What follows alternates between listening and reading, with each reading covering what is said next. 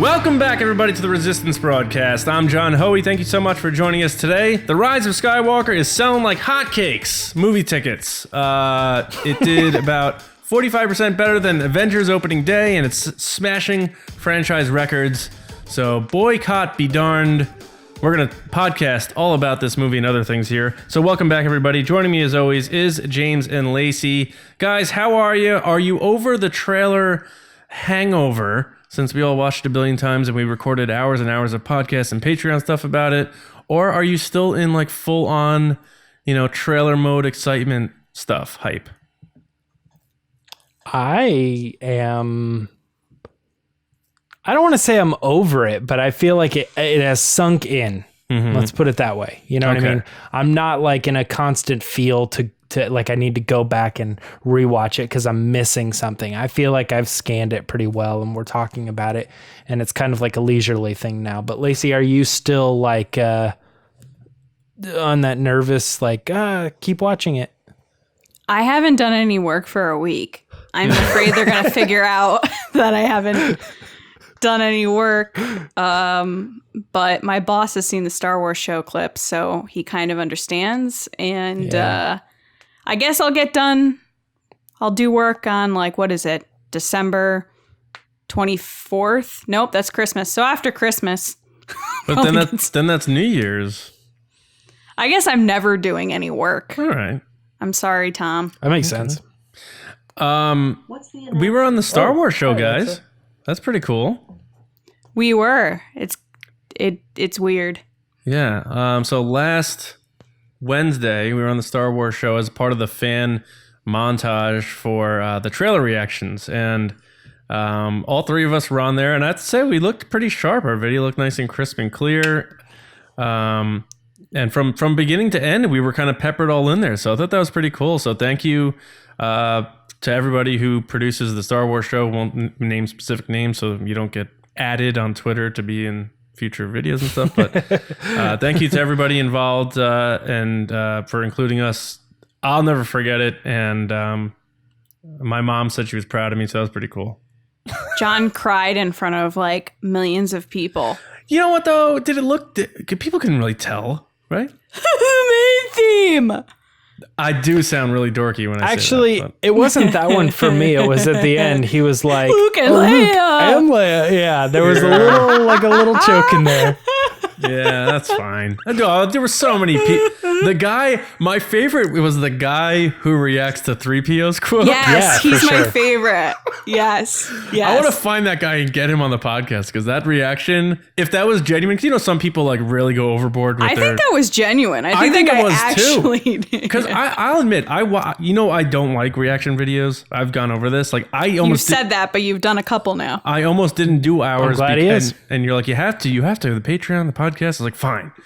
So we did I'm glad I did now, of course. But you got to admit, there's a lot of reaction videos, and we don't need to get into specifics, where people are obviously just doing full theater mode. And I'm just like, there was some crazy screaming and... Oh my God. Some people look like they were really they hurt themselves. So I'm like, hey, take it easy.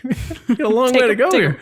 Yeah. Anyway, what was I going to bring up? Oh, the poster. The main theme. I'm just going to say that all night. The poster, guys, that's the one thing we didn't talk about. I love this thing. I think it's the best theatrical poster in the sequel trilogy. What do you guys think of it? Yeah, I agree. I think it's the best poster that they've made for this trilogy. Mm-hmm. I think it's beautiful. It looks kind of like an old school poster compared to the other ones that are Photoshop craziness. The Force Awakens looks just like Aladdin. Mm-hmm. And then Last Jedi was just kind of weird. It was like a hodgepodge of characters. This poster looks cool. Mm-hmm. I don't know. At the time when The Force Awakens came out, I was like, yeah, whatever, it's a poster, right? And now paying a little bit more attention, yeah, it does just kind of look like it's a bunch of people thrown in. But when the Last Jedi one came out, I was expecting it to look like the Force Awakens trailer, and I was kind of thrown off. I was like, oh, this doesn't look like it at all. So seeing the third one now and how it doesn't really match either of the two, then I go, okay, so there's not really like a theme here. Maybe years down the line, we'll get like revised versions of the three of them or something. And like Hunger Games had the same. Like it was her and fire each time. Yeah, or just in general, like 4, 5, and 6, 1, 2, and 3. Like when you look at what is kind of thought of as like theatrical versions of the, they all kind of look similar. But of the three, by far, this is awesome. I would say yes to what you're saying in terms of patterns for the prequels. Like they had the same artist and stuff, and the special editions of the original trilogy. But the original posters of the original trilogy look like they could be 3 completely different standalone movies, in my opinion. Because they also don't, like, Star Wars isn't a big presence on them. It's The Empire Strikes Back, But I like that there's no, like, pattern. I didn't like The Last Jedi theatrical poster. Like, I agree with you guys. I bought the Paul Shipper one that shows it's a little more in-depth, and it shows Rey and Luke fighting in the distance with the sticks. What is this one? Is this the IMAX poster? I can't see. Yes. Oh, sorry, I'm pointing. With the cape. Yeah. With the poncho. Yeah. Yeah, I got the one where Luke is in like the corner with his hood on, and then you see Kylo Ren and Rey and a bunch of other stuff. But I'm buying this poster. This theatrical poster, I think, nailed it. I like the blues and the reds. I feel like the TLJ was just too much with red, and I'm not a huge I liked fan The of red, Last Jedi with Luke, Kylo, and Rey, though. The poster they gave out at the panel. Oh, the simplified one, with the lightsaber. Yeah, that's cool. Yeah, I have that one. No, but I keep asking people, when's it gonna go on sale? Like, why aren't they selling this right now? It's so bizarre. I'm like, let me just buy the poster. Here's money. Like, give me the poster. Wasn't that a big discussion at Celebration too, where it was like, how do we get that poster? Yeah. Like, you have lines out your door for your merch store for all this stuff. Like, just give me a poster, man. Here's $8, $9. What are they? $50? I don't know. Give me the poster. I would have loved to have gotten a poster instead of a hat for episode 9. Or a Happy Meal. Yeah, I get that it was cold and it was like, oh, here's a hat. It's kind of cute. But like, I don't want a hat. I want a poster. Yeah. That's fair. Anyway. Yeah. All right, guys. The news. We are looking at a few different stories here. And we're not breaking down a trailer, so that's refreshing. It's funny that we're saying that. But James, what's cooking this week in the old Report de la Resistance? It's French. It's the Resistance.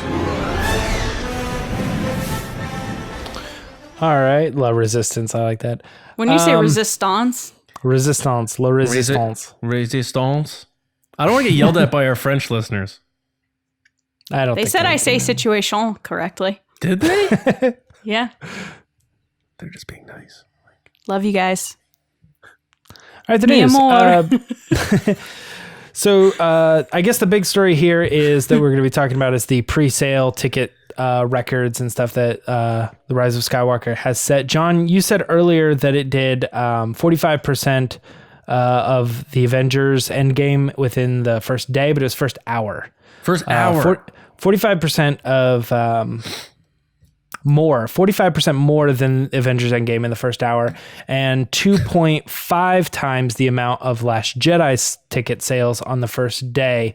So as of now, it's number 2 for like all time. That's second to Endgame, and then under that is Aquaman, The Last Jedi, and Infinity War. So the big question then, having those stats is, and I'm gonna start with you, John, is does that directly correlate with, want and people coming out to see this movie and not Endgame box office?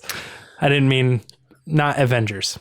Yeah. I don't know about the Endgame thing. I was happy to hear that though. Because I think if it was the other way around and it was The Rise of Skywalker only does 45% of what Endgame did, the people who love Marvel and hate Star Wars now are going to be like, yep, look, it's tanking, like it's dying. But and the way they worded it was weird because some blogs and YouTubers did go out thinking that's what it meant. and they had to be corrected. They did 45% more. So for every ticket Avengers sold in the first hour, Star Wars sold 1.45, 1.5, right? So I thought that was fall short of Endgame though, so it is weird to say in the first hour. Yeah, sure. And that's fine. But it's breaking Star Wars records, which is good. Now, at the same time, you have to have a little hesitation because Solo smashed Black Panther. And we know how those two movies stacked up in their box office runs. So there's a lot more to play here. You have your diehard fans who buy tickets first. They're always going to buy the tickets to the movies. Now it's about how you market the movie, and that's where things get affected. Avengers was marketed very well. They had a lot of online viral campaigns and that sort of thing. And Star Wars usually doesn't do that. I think where this movie is going to succeed is that it is the last one, so we'll bring people back just to say, let me find out how this thing ends. As long as they keep hammering home it's the last one, people will be like, oh, it is? All right, I'll go see Mark Hamill one more time. And then I think it'll be good enough where us and even I like Star Wars fans will see it more than once, whereas I think some people who didn't like The Last Jedi, they're like, oh, I'm good. So I think it'll have staying power there too. So I think this is all a good sign. It's not that big of a deal, but it's stuff that it validates people, I guess, is what I'll say there. So Lacey, if these were all tea leaves, what do you read? It's kind of funny that articles like this get written. Like, I get it from the business sense. You're like, oh, that movie's doing so well. Oh, this is what good marketing is. We can replicate this for our own business. And oh, look at how much money Disney's making as a stakeholder. But like at the end of the day, I don't really care how much money Star Wars makes in the movie because I'm going to see it no matter what. And I just find it very interesting that I feel like it's been a kind of this thing since The Last Jedi that people are harping on box office numbers like so hard. And I don't understand why, because at the end of the day, it doesn't necessarily affect them, but they claim that it is dependent on how popular a movie is or how good a movie is, more to say, not popular, how good a movie is. So like Solo, they're like, oh, that movie sucked because it didn't make money. Well, that's not true because there have been terrible movies that have made tons of money. I mean, look at like, what is it, like Minions or something? those movies make buckets of money and they're garbage. Yeah. But I think this movie is going to do really, really well. Do I think it's going to beat The Force Awakens? It's going to definitely beat The Last Jedi. I think it has a chance to beat The Force Awakens because, like John said, I think people are going to see it because it's the last one. So, like, my parents didn't go to the movies to see The Last Jedi, but I could see them being like, oh, it's the last one. Let me go see it. I also just think that you have a lot of fans that have been angry for 2 years, and regardless, like, they're going to be the first ones in line to see this movie because they want to see how it ends. So I think it's going to do good no matter what. I just find it really funny that people harp on box office numbers so much. And James, in this article, it says also via Fandango that The Rise of Skywalker outsold TFA in first day sales. So comparing it to The Force Awakens, it outsold that juggernaut. So that's interesting too.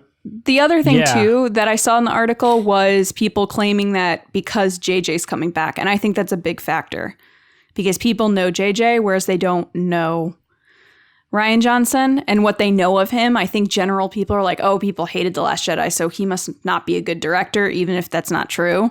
Whereas they'll be like, oh, I liked The Force Awakens and JJ's back. I'll go see it. Yeah. So, yeah. Yeah, I don't know. I as far as the ticket sales and what they mean projection wise for the larger picture, I don't normally see any bit of correlation. I mean, we've even kind of debunked that in this article. You know what I mean? The Last Jedi also beat Force Awakens on those numbers, and Force Awakens by far has a higher worldwide and domestic box office. So I don't really know how that goes. I definitely am still sticking to what Lacey said. It's going to do better than The Last Jedi, but it won't do as good as Force Awakens. Yeah, I actually, right? Yes. So the first movie of every trilogy did the best. The second did the worst of the trilogy, and then the third one did between the first and the second, for both the original and for the prequels. So it sticks to that, and it kind of makes sense. But I will say, Lacey, I think there's no way it beats Force Awakens. I don't think so. I don't see it possible. That was just such a large number. But yeah. And it had the I don't know, hype we'll of see. Star Wars being back. I get it. Yeah. Yeah. It doesn't have a lot of competition. Jumanji is really the only thing. And Cats. Nope. So like I said, yeah. So no, I mean, think Jumanji was a big title, and I think a lot of families are going to be going to that. So I wouldn't rule it out. James, you know what you say it debunks the whole itself in a sense, but I think it is important hearing that The Rise of Skywalker outsold TFA because of people saying this movie's going to suffer because of The Last Jedi. And there's no sign of that whatsoever. Oh, yeah, I guess that's true. Yeah. Well, speaking of bringing things back, JJ is not bringing back Endor, apparently, or maybe he is. We don't know. But it looks like the Star Tours ride is going to be heading to Kef Bir. Do you guys want to say Bir? It's beer. Beer. Beer is how Matt Martin said. Kef. It's actually, he said it was Kef Bir, I think. Kef Bir. That's like how it's Kiefer pronounced. Sutherland drinks beer. EEFBEER. Kef All Bir. right. Kef Bir is the planet that Star Tours is going to be visiting. It's the oceanic moon, which we know Jannah is from. We know the Death Star II Wreckage is there. We don't know how it fits in necessarily with Endor in the bigger picture, but it's cool that we're going to be able to visit that planet, and it's nice to be able to get a name not off like a weird screenshotted Monopoly board, right? That was that planet, right? Yeah. Mm-hmm. So, Lacey, start this one off. Well, you already told us. So, Matt's saying it Kef Bir. That's interesting. I'm what are pretty your thoughts on sure. the I planet? feel like someone's going to correct me. I know it's beer, BEER, but I'm pretty sure he said it was Kef Bir. down What are with my that. thoughts? First of all, I love Star Tours, so anytime they add stuff, I get excited. But I'm that sucker that goes there and then I never get the new levels. Like no matter how many times I ride it, I always get Jakku over and over and over and over again. It's just cool that they like add these things and it's always up to date. I think that's just part of the Disney experience is that they're always trying to keep things going. As for her being on the moon, I think it makes sense. I mean, we saw those kind of behind the scenes shots a year ago of them on like a grassy hill in England. And then we see that same hill in the first teaser. It's the same one she was on. So it makes sense that she would be there. I don't know what that means for the overall story, but we saw that in the trailer behind Finn on that kind of like Death Star piece, she's behind him standing there. Someone figured it out. So I think That was James me. did. well, I saw a couple people do it. No offense, James. Oh. But yes, you did too. James, call it quick before they do. Call it call it culture. But yeah, I think that just shows that she's going to have a bigger part in the movie, which is super exciting that she has a good part because I really like her as an actress. I think she's just really fun and she does good interviews. So Nice. Yeah. That was more Hans. Yeah, that was but filmed at the outside of the Cardington Airsheds, I think. Yeah, like in the middle of like a field. Yeah, they're just like, this works. It's the biggest like landscape. And they're like, oh, yeah, all right. Yeah. John, do you have any opinions on this being the resting site for the Death Star 2? I do. And actually, Alex Damon hacked our Twitter account and posted this tweet explaining what all this is about. So thank you for doing that, Alex. No, it's so Endor is actually a system with a giant gas planet, and Kef Bir or Kef Bir or Kiefer Beer, Cafe Beer, whatever. That one's it. That's it. Is one of 9 moons. One of the other ones being the forest moon where the Ewoks are. So it's possible every one of these moons gravitated some of the debris, and maybe all of the planets, all the moons have some of the Death Star 2 on it. We're seeing Kef Bir with the part that had the satellite dish and maybe the throne room. They got the best parts of the Death Star, let's be honest. So I think that explains it. So when people say, oh, they're not going to feature Endor, it's like, well, they are, but it's this moon and not the ones that had the teddy bears on it. So I know people are like bummed out they may not see an Ewok. I think we'll still see an Ewok in episode 9. I have a feeling Wicket's still going to show up somehow because Kenny Baker? Or not Kenny Baker. Warwick. Yeah, Warwick. Yeah, Warwick Davis. So I don't know. I mean, it's like it's funny. JJ's like, well, I can't bring back the Forest Moon because then people are gonna call me a rehasher again. How about this other moon in the Endor system? We'll play there for a little while. But I think it's cool. I think it's interesting. And I don't know why it seems hard to explain. Like people are very confused about it. But I think if you just look at it as it's a system, just like the Hoth system or Tatooine or whatever, and it's one of the 9 moons, and where the Ewoks are another one of the 9 moons, and there's 7 others that we haven't seen yet. Rey might start on Endor though, because that landscape looks very different from the ocean moon. Some people think that could also be Yavin 4 again. They're maybe going back there because you see Leia's Corvette. And that I saw would be someone big. try to pick out the foliage too, and they were like, "These plants appear on Yavin." Yeah. Look You at can eat Battlefront these and ones, stuff. I but was you like, can't eat these ones. It's exactly. insane. I wonder where they filmed that. Was that all the Black Rock shooting you think they did, or you think they did some in California for that? Maybe they did reshoots in California. Is the Black Rock stuff the like Kylo like slam down thing? I think that, or because I think they said Poe's X-wing was one of the Black Rock things, and we showed the ships. So the base when kind they're of parked. Yeah, the parked ships. So probably wherever that base is what that is, and I don't know if that's Yavin or like you say, it could be Endor. I think for that it would make, if it's a base, it would make more sense for it to be Yavin, and if you want to cook up the fan service, Yavin works. But I don't know. I think, and the Jannah thing, I have to admit, I don't know much about Naomi Ackie. I have to admit that, but she seems really interesting. The character seems great, and like you said, Lacey, she seemed she had a lot of fun doing this, and I love that. I love when actors like don't mind nerding out that they were into Star Wars. So, for sure. I do sort of have a problem with it being on another planet from like a fan servicey thing, because I'm all down with the new stuff, but it is a little bit annoying, that planet's not Tatooine, it's Pasana, and that planet's not Yavin, it's this other thing, and this planet's not Endor, it's Kef Bir. It's just a little bit annoying sometimes. And also, I know it's so simple for them to explain it because, and I said this in the Patreon chat, but this is on the podcast, like, it's as simple as this. Like, we need to go to where the Death Star is. And they're like, oh, you're talking about the Forest Moon. He's like, no, actually, we deflected some of the other things. And he's like pointing to a map here on Kef Bir. That's where the main whatever is. It's a bigger moon. Okay.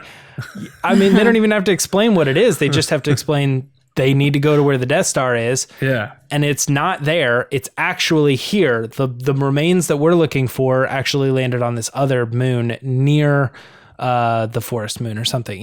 It's a simple explanation. We're going to get that in the movie, I'm sure, because there's no way for people to be like, yo, come on. I saw this thing blow up right above that planet. Right. So they have to explain how it's on a different you know what I mean, space entity. And so, James, did you say that explanation was not canon, that they deflected it to protect the rebels? No, you misunderstood. That is canon. Oh, well, but there it's you go. it's the only thing that we have to that kind of, and it makes me curious too if like they were writing this and they're like, oh, I better set some of this up. So it's literally Force just field. in a tweet. That's the only reference we have, that when the explosion, they tried to set up like laser barriers around Endor to deflect the explosion and one away lever from the turned planet. it on.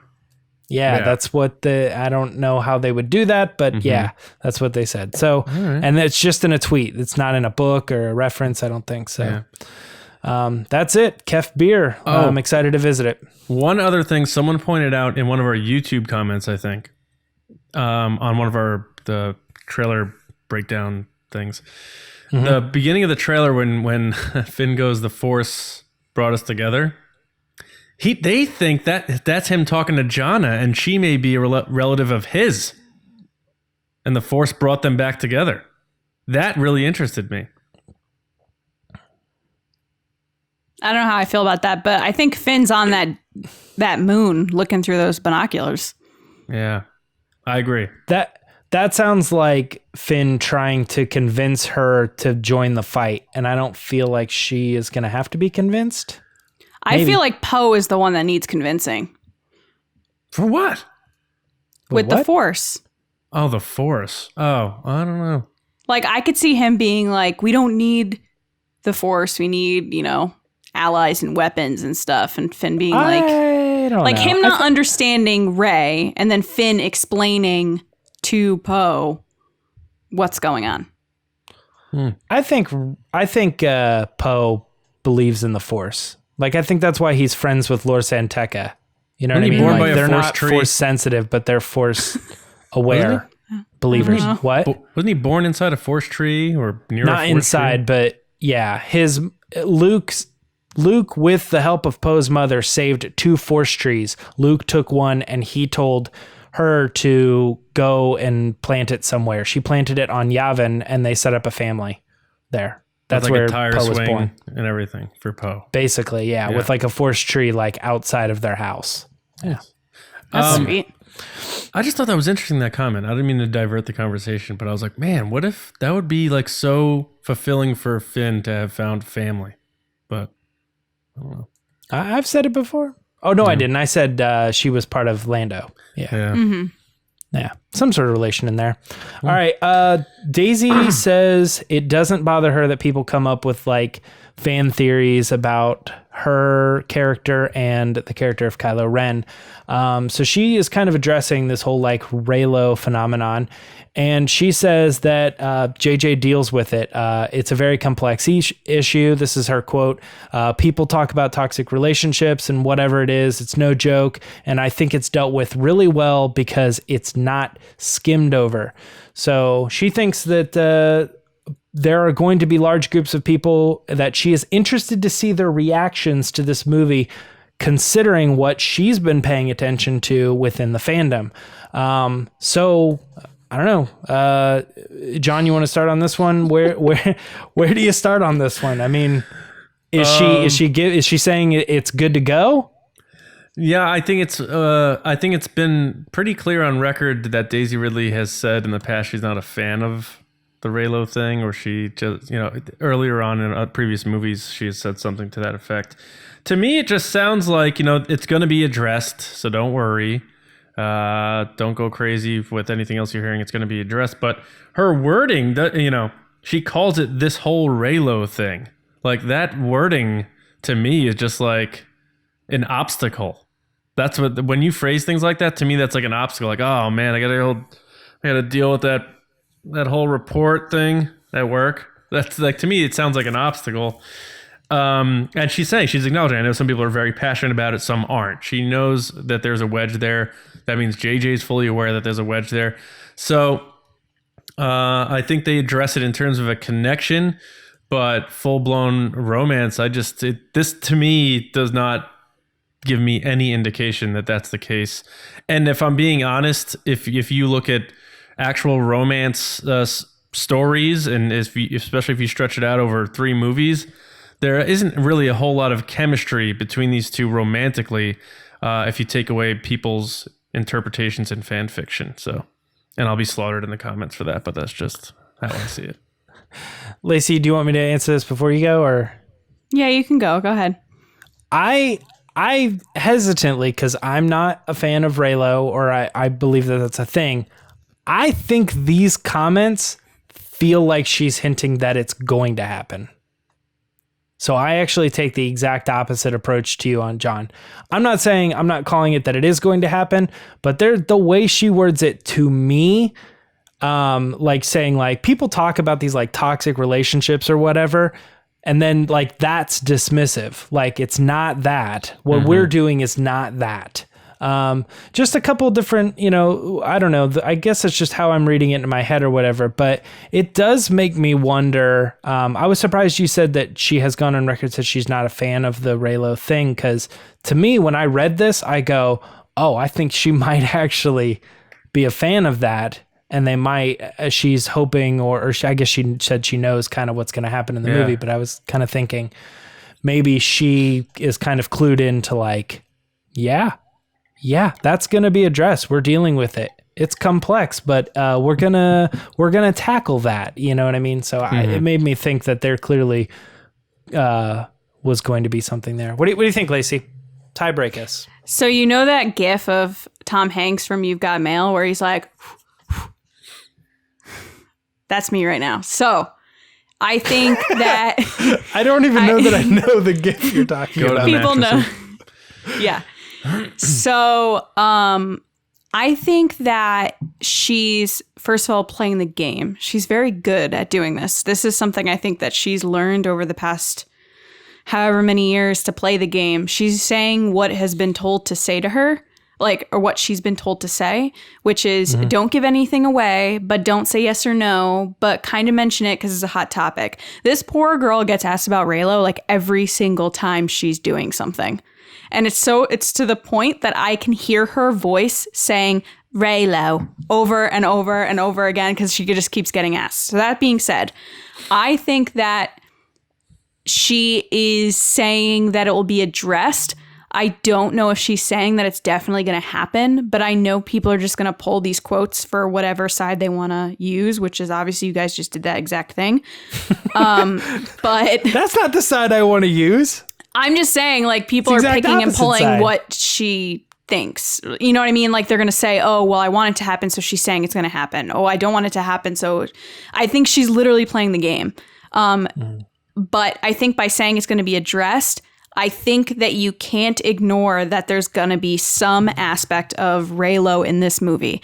Now, whether it's she loves him, he doesn't love her back, he loves her, she doesn't love him back, or they love each other, or they're friends, there's some aspect of Reylo that's going to be addressed in this movie, whether John wants it to happen or not. Wait, them being friends is not Reylo to me, because Ben Affleck and Jennifer Lopez weren't friends. The whole thing of putting the name together and shipping is romance. It's not friends.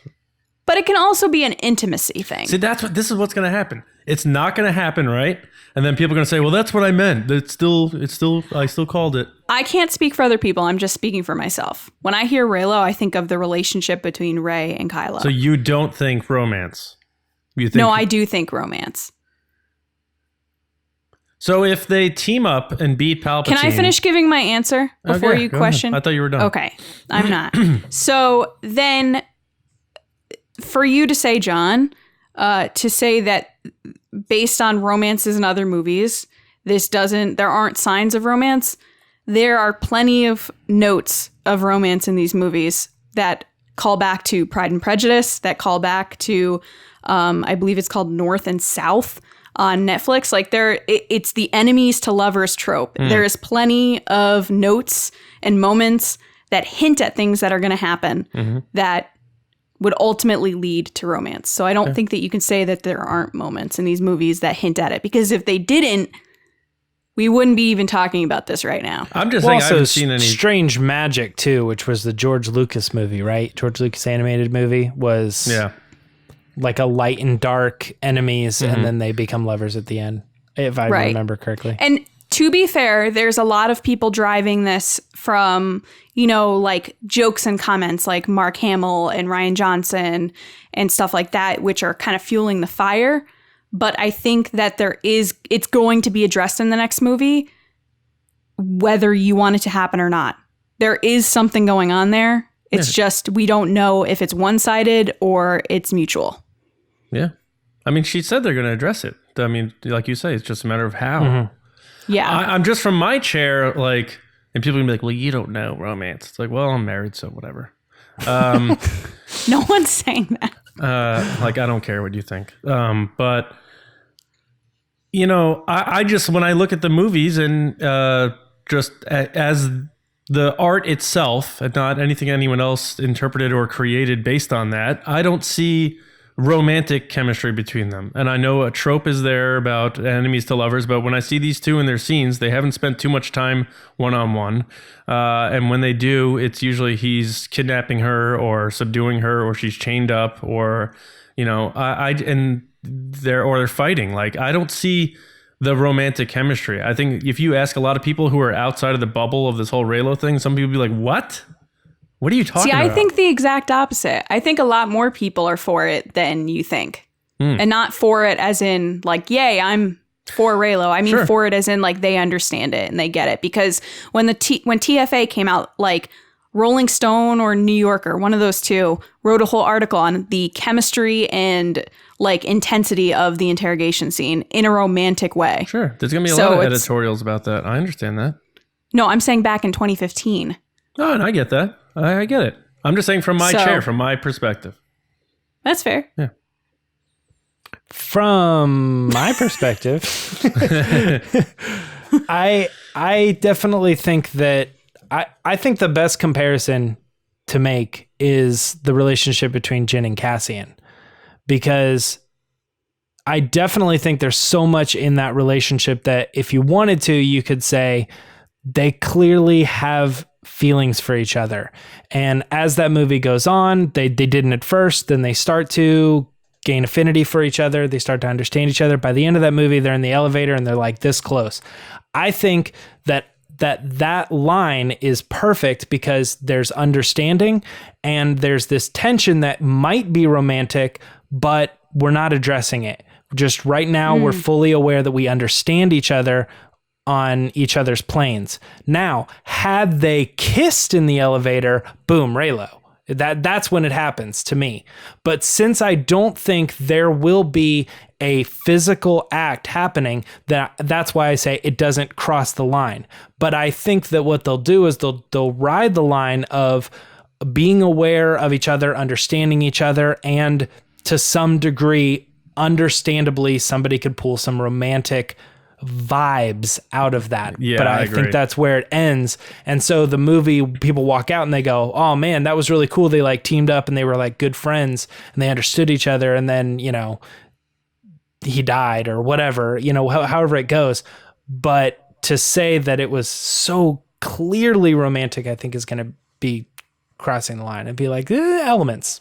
So you don't think them touching hands is romantic? No. Really? I mean, it could be or it couldn't be. You could look at it in a lot of ways. I don't like the fact that people say because they touched hands, it's romantic. And if you don't think that, you're an idiot. Like, I'm so over that. And I see it a lot and it annoys the hell out of me. It really does. Yeah. I saw somewhere once that it was like so clearly obvious a sex scene. And I was like, what? I was like, well, it's because it's Ryan Johnson said that. He said it was the closest thing you're going to get to a sex scene. That's what he said on record in an interview at South by Southwest last year, 2 years ago. So that's where people are pulling it from his mouth. So when you go on stage as the director and say, yes, this scene is the closest thing you're ever going to get to a sex scene in a Star Wars movie, what do you think people are going to think? That it is a sex scene? No, it's the closest thing you'll ever get to a sex scene. What I've heard, I think that's insulting to Han and Leia in clearly Empire, is a sex scene. And I've even heard that she would be pregnant because of this. Like force pregnant because of the sex scene. And so I'm like, where are we going, guys? You know? I'll backtrack a little bit. I do think that it could be taken as romantic. It could be taken as romantic. So I don't want to put my foot on. There was a lot of slow completely. pushes and close-ups in that scene and firelight and moody music. I don't know. Says romance to me. And then 20 minutes later, he said he'll destroy her and everything. I'm not discrediting that. I'm just saying to say there are no notes of romance. And then blamed the murder of the Supreme Leader of the First Order on the girl to its top general. That's love, baby.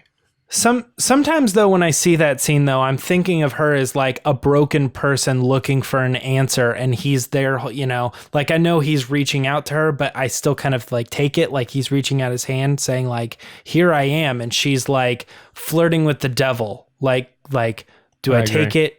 Do I take it? Do I go for it? And then she's like really on the verge of like reaching out, touching him and closing that door to the romantic relationship. But that's when Luke comes in.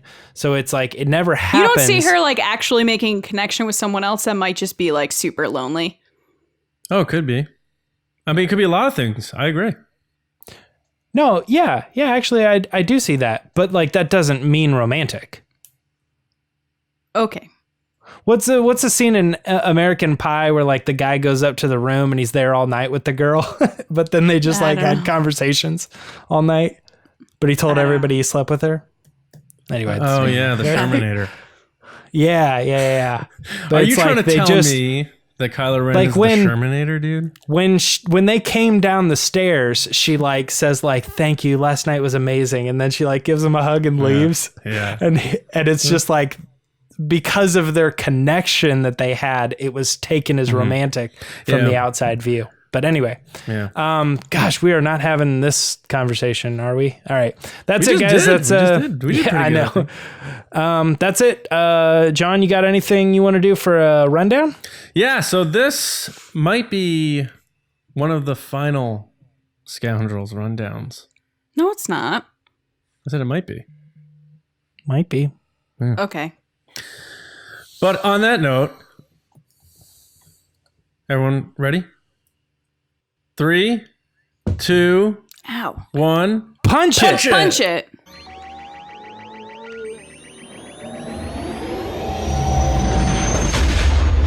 All right, guys. We have poll results, and I want to talk about them. Very serious stuff. We asked you guys. Finn, via John Boyega, likes to scream a lot, and his two big words he screams often are Rey and Woo! So we asked you guys which one's the better one, and it was actually one of our closer polls. Believe it or not, it was a real opinion on this. 53-47 for Woo over Rey. So I was surprised about that, but I can go either way because Rey is like in a dire situation. He's never like screaming Rey like, Rey, they have free cookies. It's always like, no, you're taking Rey away. But with Woo, they're always like kicking A and doing good stuff. So he screams Poe too. Yeah, he screams a lot, you know? Anyway. All right, guys. Like we said before, the Resistance broadcast, we were on the Star Wars show, so one more time, we just want to thank everybody involved with that. That was a big trip. We appreciate it very much. And also that two of our patrons made the clip too, Todd and Josh. So good job, fellas. I believe Todd's was exclusively in his Stormtrooper helmet, though. It was not Hello Greedo, it was Todd. It was Todd de Grossier. Wiping his tears. Yeah. Good for Hello Greedo to like anytime someone sees a Stormtrooper helmet, like that guy has branded himself so good. But anyway, guys, we talked about it earlier, but the Mandalorian episode air dates were revealed. All of them are going to be on Fridays, except the first episode, which is going to be when the app launches on, I believe, Tuesday, November 12th, and the rest every Friday thereafter, except the week of the Rise of Skywalker, where it will air on Wednesday, the 18th of December, and the finale on December 27th after the Rise of Skywalker. So if you need a breather between your viewings of The Rise of Skywalker, you can catch the season finale of The Mandalorian on December 27th. And that is it for the Scoundrels rundown. So now we're going to send it to Lacey for not Ask the Resistance. No, we're switching it this week just to flip the script on you guys. Your Resistance transmissions. So Chewie, get us out of here. I put my like skeptical Chewie face on. I gotta change it to my happy Chewie face. All right, guys, it's time for a special Monday rendition of Ask the Resistance.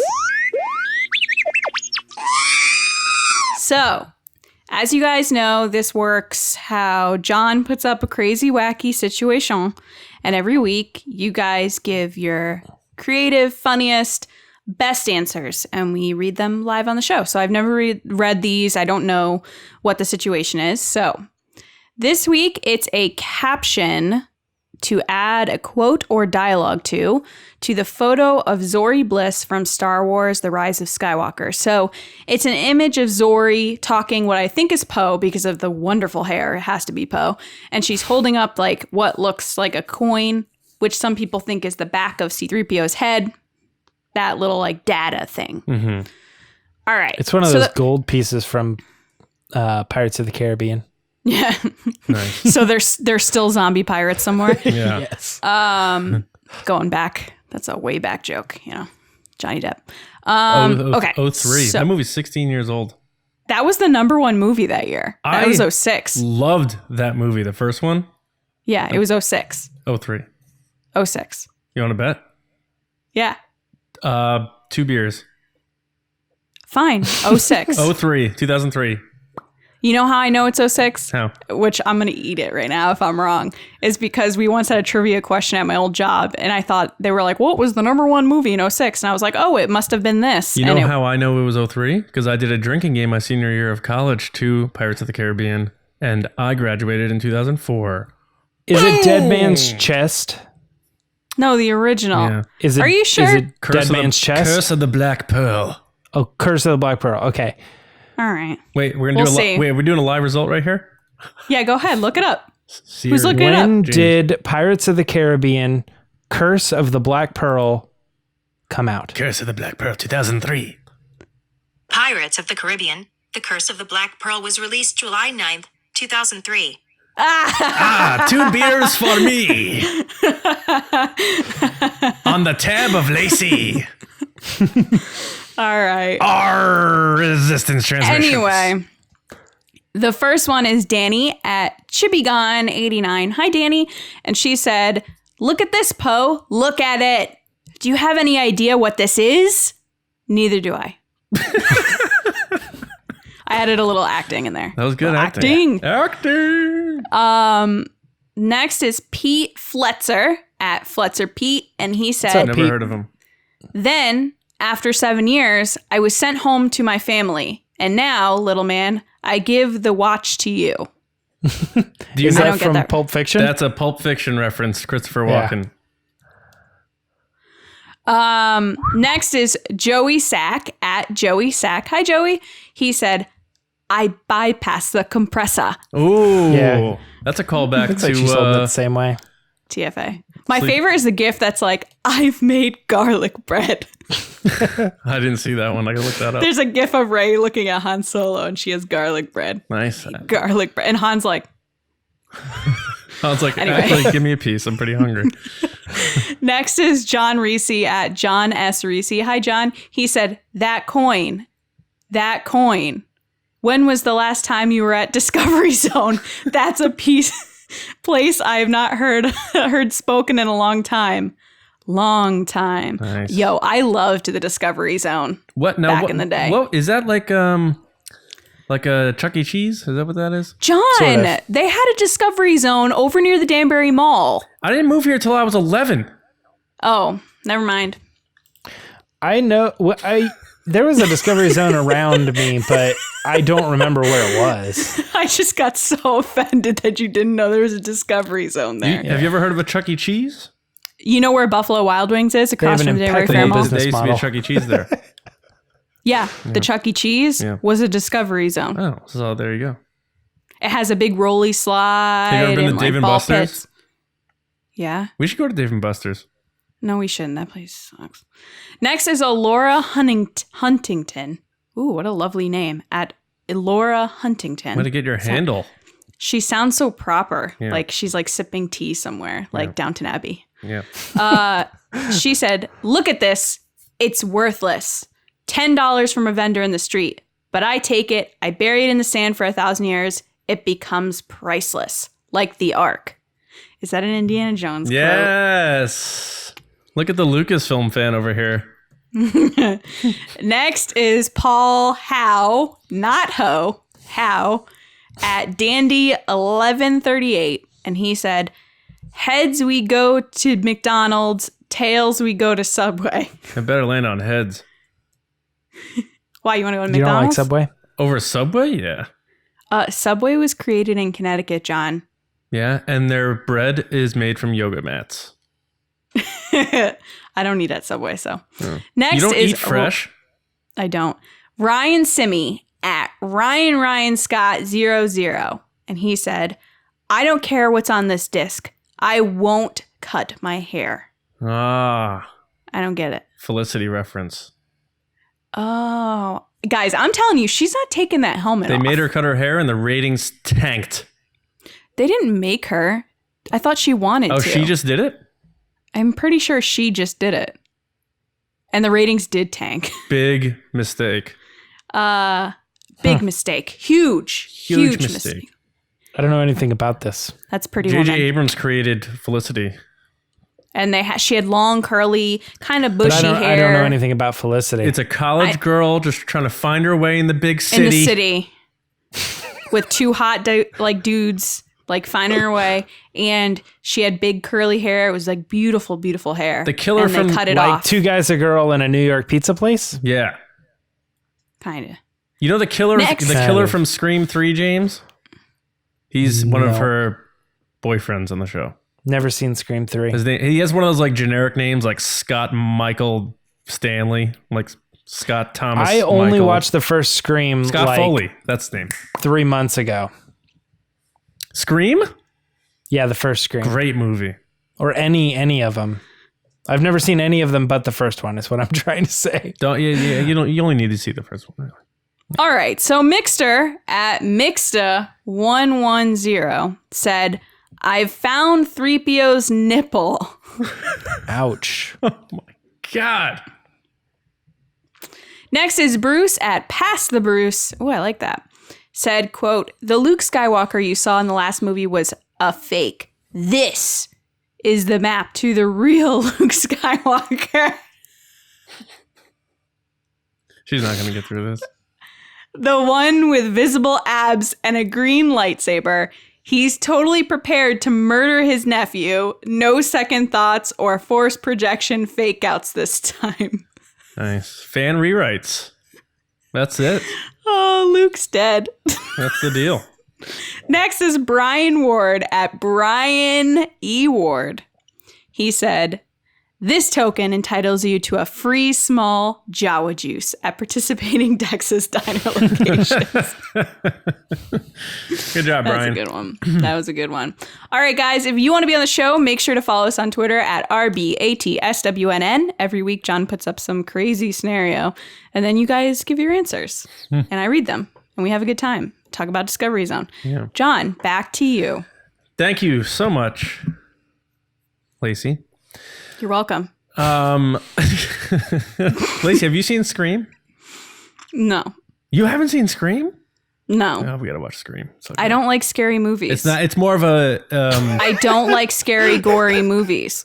You realize that's like kind of the line from the movie, right? Like, what?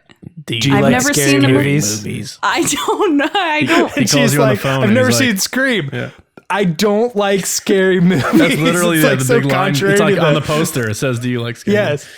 All right, guys. Do you like Star Wars podcasts? Because we are one. And if you're new to us, make sure you subscribe to us on Apple Podcasts, SoundCloud, Spotify, YouTube, Podbean, Google Play, all that good stuff. And spread the word because we're growing thanks to you guys. So we appreciate that. Make sure you drop a comment. Get the conversation going. And if you want to continue the conversation and if you're not sick of TRB twice a week, you can hop over to our Patreon page. That is patreon.com/resistance broadcast. We have 5 tiers. The first tier gets you access to the page, and we post new videos there all the time. Bonus questions, polls, mini episodes, a lot of great stuff. And we're doing a relaunch. Not a relaunch, but a lot of new stuff coming on November 7th. And Lacey facilitates that page for us, so be nice to Lacey.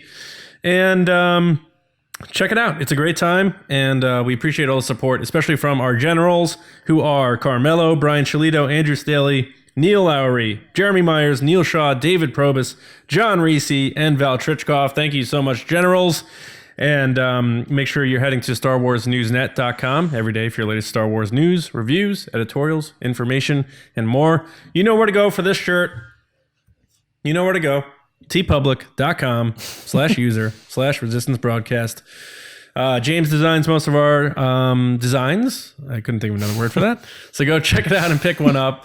You guys can find me on Twitter at Johnny Hoey and over at Star Wars Newsnet. James, when you're not watching the Scream quadrilogy, where can people find you? Apparently watching Austin Powers. Allow myself to introduce myself. Yeah. I'm at Twitter and Instagram at Meyer Trunks. I'd spell it, but it's right there. So There it is. And that is a Street Fighter reference. Lacey, how about you? The main theme. People can find me on Twitter and Instagram at Lacey Gillerin. Who did you say that you were going to do that? Like, did you? Luke and Leia. What? This Yeah, don't talk, Lacey. this You got movie no room. is going to end I wasn't me. crying. I didn't cry. You were crying. It's going to end me. Destroy me. Screaming. All right, guys, we'll be back Main theme. with you guys on Thursday, which is Happy Halloween. And we may have a guest. We may not. We're not sure. But We think so. we'll be here. And we'll be talking Star Wars as always. So we hope you enjoy your week. Get your costumes ready, because we're not going to be wearing any. But we'll see you on Thursday morning right here on the Resistance broadcast. And as always, we'll see you around, kids. Bye.